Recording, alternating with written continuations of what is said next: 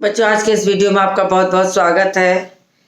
कक्षा 10 के विद्यार्थियों को व्याकरण, गद्य, पद्य, कहानी सभी की पुनरावृत्ति कई बार हो चुकी है। बीच बीच में आपकी मांग पर जो वीडियो आवश्यक होता है वो बनाया जाता है। अभी पिछले हफ्ते किसी ने कहा था कि वाक्य पर, तो वाक्य पर वीडियो बना, कई सारे वीडियो बने, आपने उसे देखा हो। आज मैं माइंड मैप, मैंने इससे पहले के वीडियो में समास को माइंड मैप की तरह पढ़ाया था। मैं मतलब कहने का ये है कि मैं पूरे एक उपविषय को, यानी कि व्याकरण के उपविषय समास को माइंड मैप के माध्यम से संक्षेप में समझाया था। आज मैंने सोचा कि जब व्याकरण की बारी आ ही गई है तो इसी क्रम में मैं आपको सारा व्याकरण समझा दूं। तो मैंने आज पदबंध को आपके माइंड मैप की तरह ही बनाने की कोशिश की है कि आपके दिमाग में वो चीज़ें भर जाएं, याद हो जाएं। तो संक्षेप में पुनरावृत्ति का ये क्रम चल रहा है। तो सबसे पहले मैं आपको बता दूं कि पदबंध कराने चल रही हूं। तो पदबंध पढ़ाने के पूर्व आपको ये जानना चाहिए कि पदबंध क्या है, और उसके पूर्व जानना चाहिए कि पद क्या है। तो पद जानने के लिए आपको शब्द और पद का अंतर पता होना चाहिए। वर्णों का जब सार्थक मेल कर दिया जाता है तो वो शब्द बन जाता है। वर्णों का सार्थक मेल अगर कर दिया जाता है तो वो शब्द बन जाता है। जैसे म, क, ल अगर हम कहते हैं तो ये भाव की अभिव्यक्ति नहीं कराता, इससे जो है भाव व्यक्त नहीं होगा। आपको समझ में आ जाएगा कि वास्तव में इसका कोई अर्थ नहीं है। लेकिन अगर हमने इसी को उलट कर हेर फेर करते हुए इस क्रम में लिख दिया 1, 2 और 3, यानी क, म, ल, तो आपको तुरंत समझ में आ जाएगा कमल का क्या मतलब है, क्यों कहा गया। अब ये आपका जो है कमल जो है ये आपका शब्द बन गया। और शब्द क्यों हुआ? क्योंकि ये स्वतंत्र है। ये स्वतंत्र है, इससे कोई और शब्द जुड़े हुए नहीं है। ये अपना काम पूरी तरीके से स्वतंत्रता से कर रहा है। तो ये स्वतंत्र है, अर्थात मेरे कहने का मतलब शब्द स्वतंत्र होता है और वाक्य स्वतंत्र नहीं होता। तो ये सबसे पहले मैं आपको बता दें, स्वतंत्र है।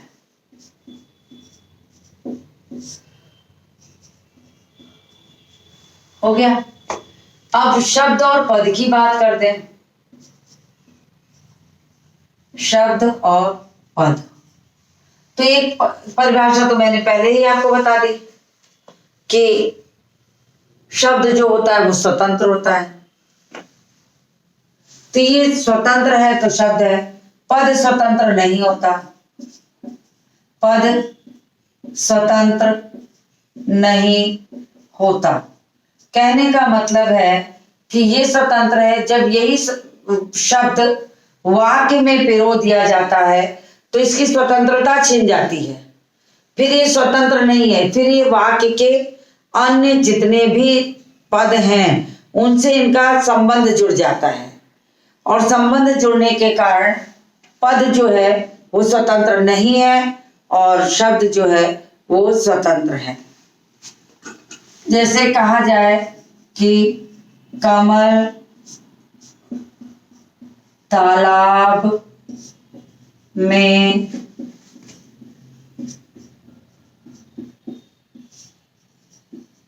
खिलता है। अब यहां तो कमल जो था वो स्वतंत्र था, यहां इसका संबंध तालाब से भी हो गया, में खिलता है, इसके क्रिया भी आ गया, समापिका क्रिया भी है। तो ये अब स्वतंत्र नहीं है। अब इसका कार्य इन सब चीजों से जुड़ गया, इनके साथ इनका संबंध हो गया, इसीलिए ये स्वतंत्र कहलाता है। ये स्वतंत्र नहीं होता। तो ये इसकी बहुत बड़ी पहचान है। तो जब तक ये स्वतंत्र होता है शब्द कहलाता है, और जब शब्द वाक्य में जुड़ जाते हैं तो वे शब्द न होकर पद बन जाते हैं। ये हो गया शब्द और पद का अंतर। तो इतनी बात आपको समझ में आ गई होगी कि शब्द और पद में क्या अंतर है। अब मैं आपको पद बंध बताती हूँ। शब्द बता दिया, पद बता दिया, अब मैं आपको पद बंध बताऊंगी। तो देखिए, इसको मैं रब करती हूँ तभी लिख पाऊंगी।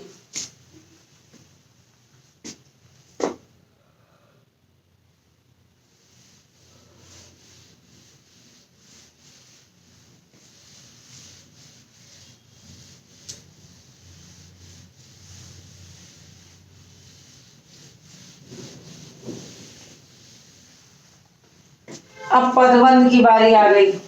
पद से शब्द से पद हुआ, पद से पदबंध हुआ। तो अगर इसको ऐसे देखा जाए कि शब्द से पद और पद से पदबंध, तो बंध का मतलब होता है समूह। बंध का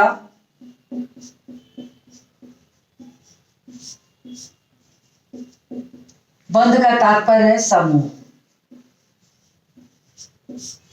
अब समूह बनाने का मतलब हुआ कि किसी एक प्रकार के पदों का समूह, किसी एक प्रकार के पदों का जब समूह बनता है तो देखना पड़ता है कि वो समूह किसके लिए कार्य कर रहा है। जब पदों का समूह संज्ञा के लिए कार्य करता है तो संज्ञा पदबंध हो जाएगा। जब वही समूह सर्वनाम के लिए कार्य करेगा तो वो सर्वनाम पदबंध हो जाएगा।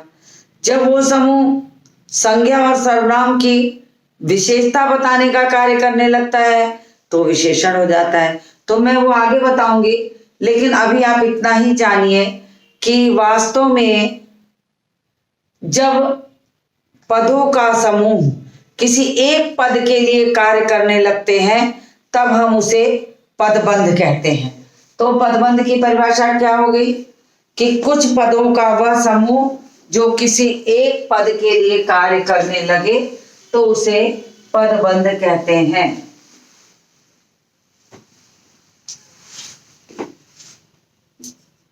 पदों का समूह जब किसी एक पद के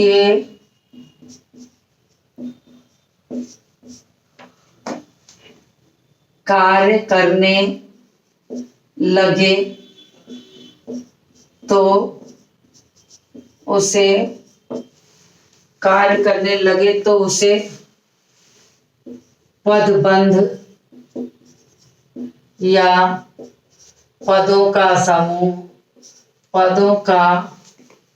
समूह कहा जाता है।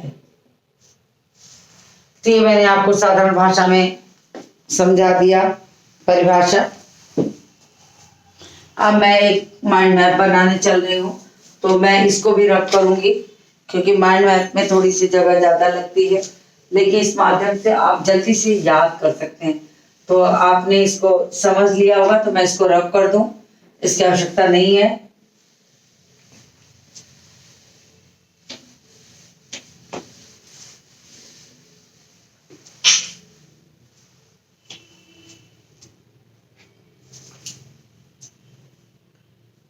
अब मैं पदबंध शुरू करती हूँ।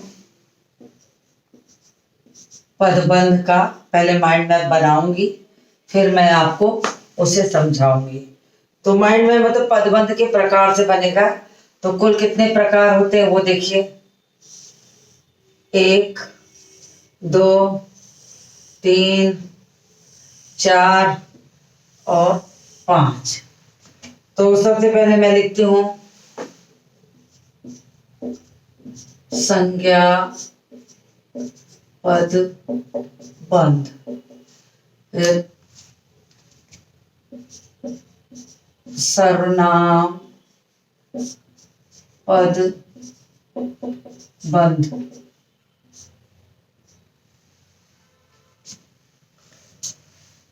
फिर विशेषण पद बंध, फिर क्रिया पद बंध, फिर उसके बाद क्रिया विशेषण पद बंध। तो ये मैंने आपको संक्षेप में नाम लिख दिए। अब इतना के बाद थोड़ा गैप चाहिए होता है, लेकिन जगह नहीं है, तो मैं उदाहरण नंबर करके एक एक डाल के लिखूंगी। अब संज्ञा पदबंध आपको समझा दूं कि पदबंध का मतलब होता है पदों का समूह, लेकिन पदों का समूह जब किसी एक पद के लिए काम करने लगता है तो वो उसी के नाम से उसकी पहचान बन जाती है कि ये उसके नाम का समूह है। अब कोई एक समूह तैयार हो रहा है और किसी एक के लिए कार्य कर रहा है, तो हम ये कहेंगे कि ये संज्ञा के लिए कार्य कर रहा है, इसलिए इस संज्ञा पदबंध है। जब वही समूह सर्वनाम के लिए करेगा तो सर्वनाम पदबंध हो जाएगा। तो मैं इसको थोड़ा सा उदाहरण से समझाती हूँ।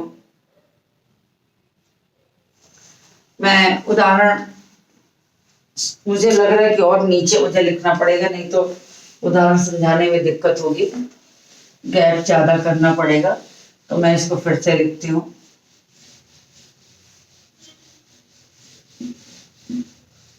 देखिए मैं फिर से लिखती हूँ।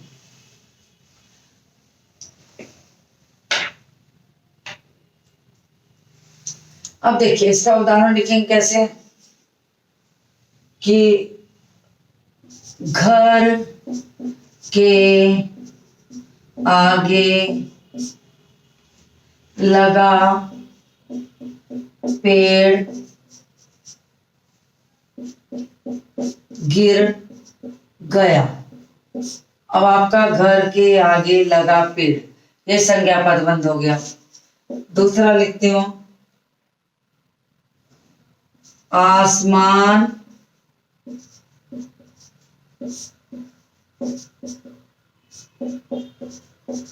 आसमान में तारे चमक रहे हैं। आसमान में तारे। फिर तीसरा हो जाएगा, सामने सामने वाला लड़का गिर गया। अभी हो जाएगा सामने वाला लड़का, तो इसलिए मुझे मिटाना पड़ा कि मैं उदाहरण कहाँ लिखती। अब आगे बारी दूसरा, सर्वनाम पद बंध। अब सर्वनाम पदबंध के लिए जब बात करते हैं कि पदों का वह समूह जब किसी सर्वनाम पद के लिए कार्य करने लगता है तो उसे हम सर्वनाम पदबंध कहते हैं। अब इसका उदाहरण देखिए,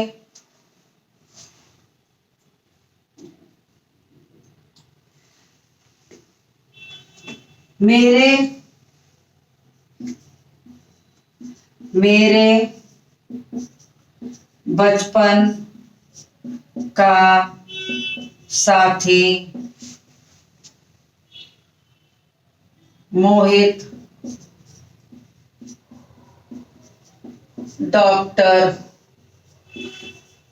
बन गया।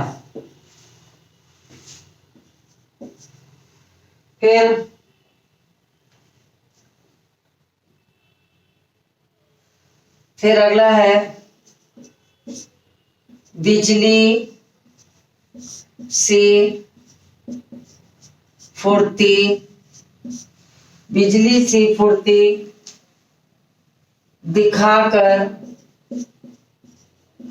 दिखाकर आपने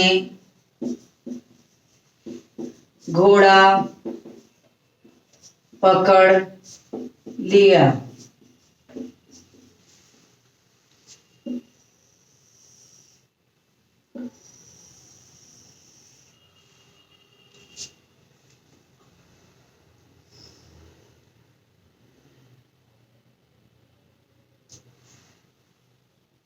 दो ही दो लिखते हैं क्योंकि यहाँ जगह कम पड़ जाएगी लिखने के लिए, मुझे ऐसा लग रहा है, तो मुझे मजबूरी में थोड़ा कम करना पड़ेगा। मैं तीसरे पर आती हूँ क्योंकि जगह के कारण एक बोर्ड पर नहीं बताया जा सकता। विशेषण पद बंध।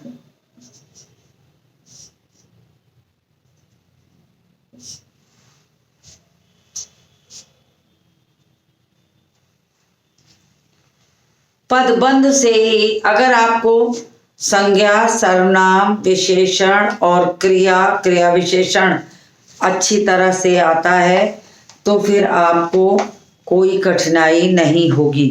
लेकिन अगर आपको संज्ञा, सर्वनाम, विशेषण, क्रिया विशेषण कम आता है तो आपको कठिनाई हो सकती है।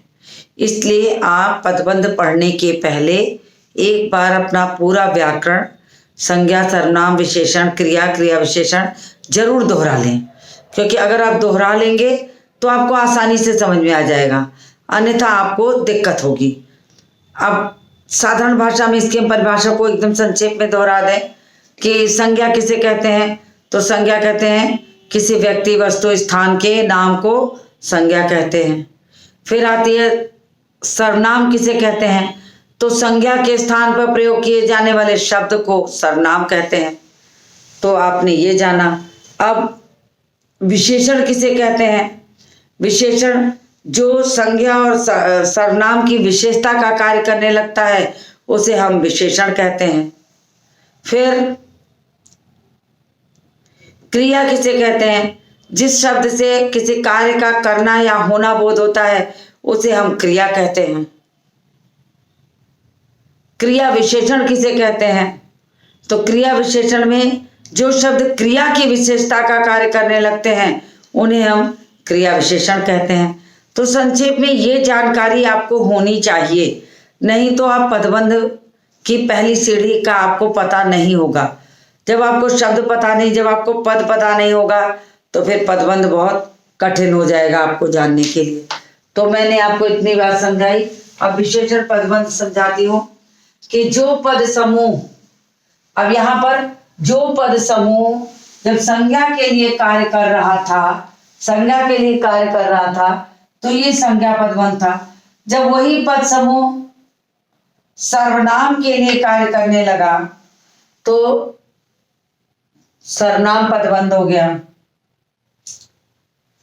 बिजली से फुर्ती दिखाकर आपने, तो सारा ये समूह जो है इस आपने के लिए कार्य कर रहा है, तो ये यहाँ पर आपका सर्वनाम पदबंध हो गया।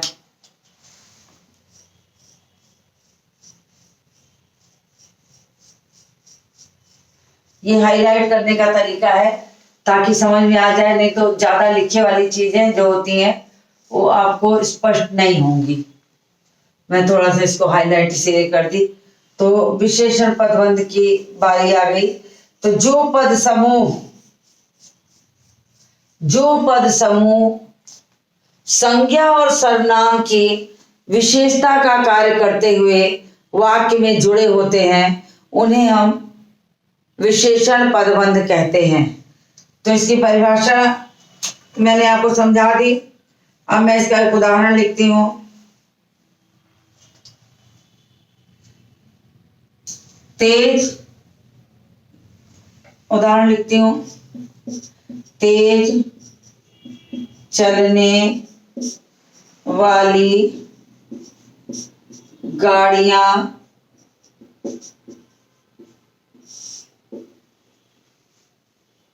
खतरनाक होती हैं। अब देखिए, अगर हम ये लाइन खींचते हुए यहां लकीर रोक दे रहे हैं तो आपके लिए ये विशेषण पदबंध का कार्य कर रहा है, ये विशेषण पदबंध का समूह बना है। लेकिन यही लकीर अगर हम खींच के यहां ला दें तो ये संज्ञा पदबंध का कार्य करने लगेगा। तो अगर आपको संज्ञा पदबंध पूछा जाए तो उस पद समूह को के आगे आने वाला जो संज्ञा है जिसके लिए वो कार्य कर रहा है आप वहां तक रेखांकित करेंगे। लेकिन जहां पर सिर्फ विशेषण का पद समूह बन रहा है, जैसे तेज चलने वाली, तो ये इसका समूह बन रहा है, तो ये विशेषण पदबंध हो गया। दूसरा उदाहरण लिखते हैं।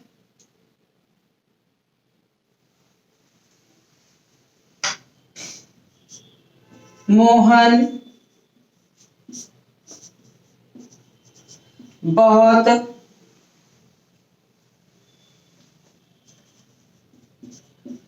आज्ञाकारी और विनम्र है। अब देखिए, मोहन की विशेषता है आज्ञाकारी और विनम्र। आपने अभी तक जितना भी विशेषण पदबंध देखा था वो संज्ञा या सर्वनाम के पहले ही प्रयोग करते हुए मिले होंगे, तो आपको ये लगता रहा होगा कि ये संज्ञा या सर्वनाम के पहले आएगा तभी ये विशेषण पदबंध होगा। ऐसा नहीं है, ये विशेषता का कार्य करेंगे चाहे ये पहले समूह बनाए या बाद में बनाए।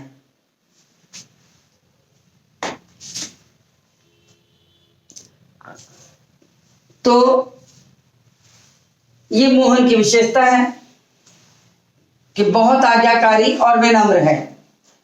तो बहुत आज्ञाकारी और विनम्र है तो ये पदबंध हो गया आपका विशेषण पदबंध। तो इस तरीके से देखिए आप आसानी से समझ सकते हैं, और अगर आप अपनी कॉपी पर परीक्षा के पहले ऐसे बना लेंगे तो आपको एक बार में ही सारी चीजें याद हो जाएंगी। अब मैं आपको क्रियापदबंध समझाती हूँ। अब क्रियापदबंध की बारी आई तो सबसे पहले क्रिया जानना है। क्रिया जानने के लिए आपको ये जानना चाहिए जिस शब्द से किसी कार्य का करना या होना पता चलता हो उसे हम क्रिया कहते हैं। अब ये क्रिया मुख्य क्रिया होती है, सहायक क्रिया होती है, समापिका क्रिया होती है, अपूर्ण क्रिया होती है, बहुत तरह की क्रियाएं होती हैं। और कभी कभी एक ही क्रिया को प्रकट करने के लिए इन छोटी छोटी क्रियाओं का एक समूह बन जाता है। जब इन क्रियाओं का समूह बन जाता है तो ये क्रिया का समूह बना करके क्रियापदबंध हो जाते हैं। बस आपको इतना ही ध्यान में लेके चलना है तो आपको समझ में आ जाएगा कि एक मुख्य क्रिया, दूसरी सहायक क्रिया, तीसरी समापिका क्रिया, अपूर्ण क्रिया जो वाक्य के बीच में ही आ जाती है। तो ऐसी स्थिति में ये जो है वो क्रिया का समूह बनेगा। तो इसे मैंने आपको समझा दिया कि जो पद समूह क्रिया के लिए कार्य कर रहे हों उन्हें हम क्रिया पदबंध कहते हैं। जो क्रिया समूह किसी एक मुख्य क्रिया के लिए कार्य कर रहे हों उन्हें हम क्रिया पदबंध कहते हैं। तो ये मैंने आपको समझा दिया। तो मैं अब इसका उदाहरण लिखती हूँ।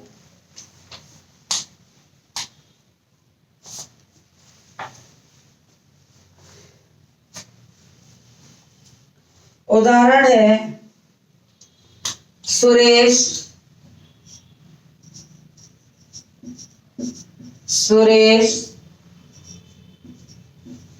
नदी में नहा रहा है। अब यहां पर क्रियापदबंध नहा रहा है। प्रायः प्रेजेंट कंटिन्यूअस के जो सेंटेंस होते हैं वो बिना रहा है के बाद पूरे नहीं होते। इसकी जो मुख्य क्रिया हो गई वो नहाना हो गई। तो मैं आपको एक बार समझा दूं कि देखिए तीनों क्रियाएं कैसे हैं। नहाना,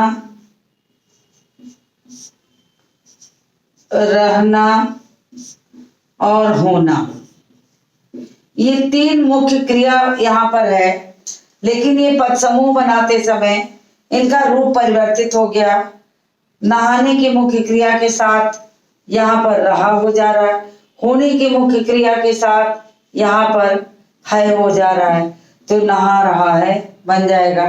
तो ये होता है कि एक मुख्य क्रिया को भाव के अनुसार, एक मुख्य क्रिया को भाव के अनुसार प्रकट करने के लिए हमें कभी कभी सहायक क्रिया, अपूर्ण क्रिया, समापिका क्रिया वगैरह भी लगाने की आवश्यकता पड़ती है। दूसरा वाक्य लिखती हूं, खिड़की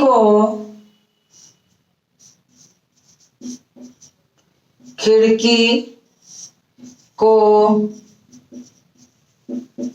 खोला नहीं जा सकता। अब देखिए यहाँ खोलना नहीं, भाव व्यक्त करने के लिए जाना, सकना, ये सब एक समूह बन रहा है जो खिड़की खोलने की क्रिया को बताने के लिए इतने शब्दों का प्रयोग करके बताया जा रहा है। तो इतना आपको समझ में आ गया होगा। इसके नीचे मुझे लग रहा है मैं लिखूंगी तो आपको नहीं दिखाई देगा, इसलिए मुझे क्रिया विशेषण अब कहीं ऊपर ही लिखना होगा, तो मैं इधर लिखती हूं।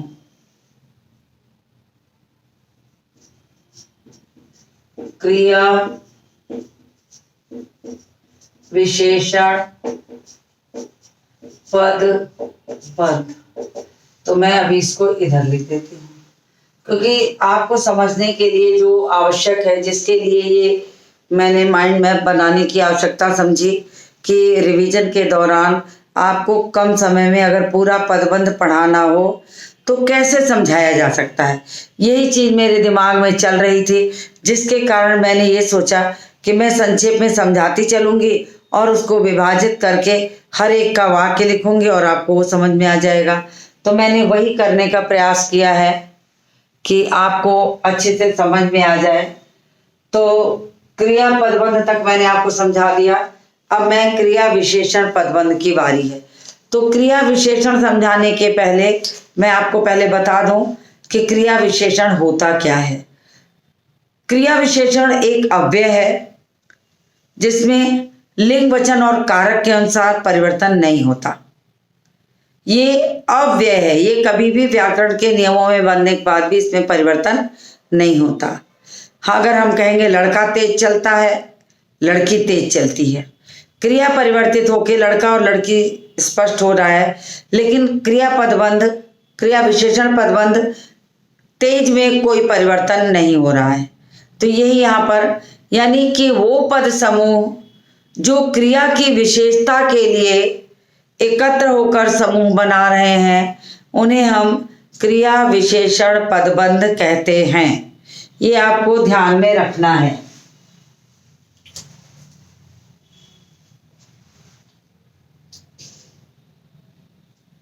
तो मैं उदाहरण लिखती हूं,